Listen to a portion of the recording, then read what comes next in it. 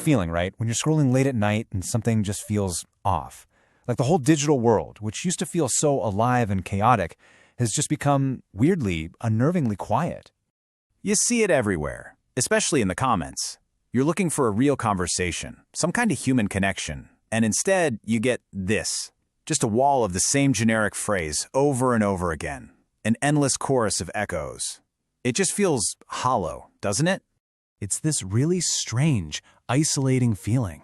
I mean, you're supposedly surrounded by literally millions of other people, but it feels like you're just shouting into an empty room. Well, it turns out this creepy, uncanny feeling actually has a name. It's called the dead internet theory, and you should probably think of it less as a proven fact and more like a modern ghost story. It's a story that tries to explain that hollow feeling we were just talking about, and it does it with one single, really disturbing idea. The internet you grew up with, well, it's already gone. So what is it exactly? Well, the theory goes that sometime around 2016, the internet hit this grim turning point, a moment where most of what we see, read, and interact with is no longer made by people. Instead, it's this huge artificial ecosystem of bots and AI, all just chattering away to each other to boost engagement, to sell you stuff, and maybe most scary of all, to shape what you think. And the scale of this, according to the theory, is just staggering. The number that gets thrown around is 80%.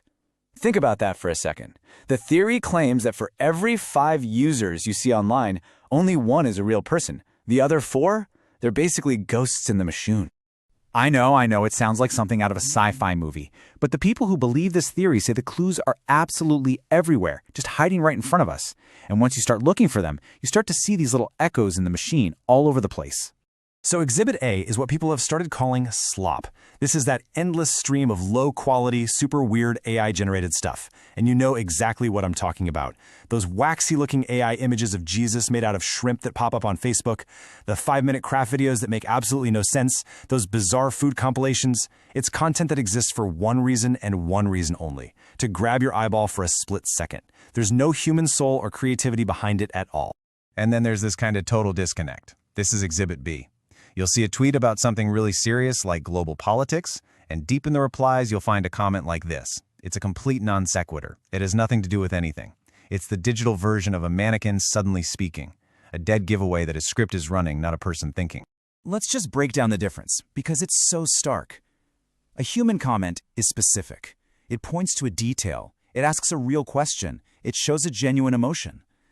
A bot comment, on the other hand, is just generic filler. Great video, nice content, good. It's all designed to create the illusion of a lively community, when in reality, it might just be you and the bot. Okay, so the evidence is pretty unsettling, right? But the dead internet theory actually goes way deeper than just fake comments and weird AI art. It forces us to ask a much bigger, much more terrifying question.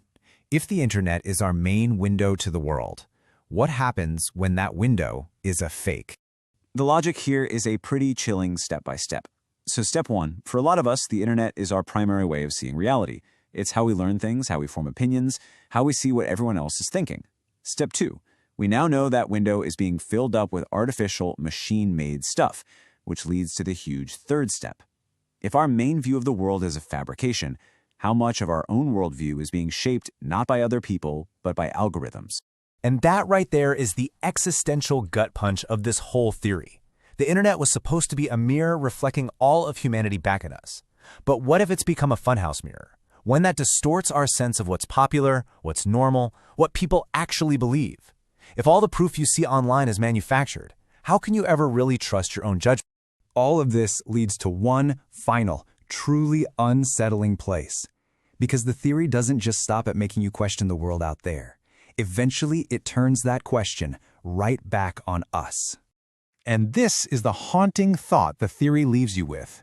If you spent years interacting with these automated systems, learning how they talk, maybe even adopting their patterns, how much of your online self is really you anymore? In an internet that might be mostly empty, how can you be so sure that you aren't one of the ghosts?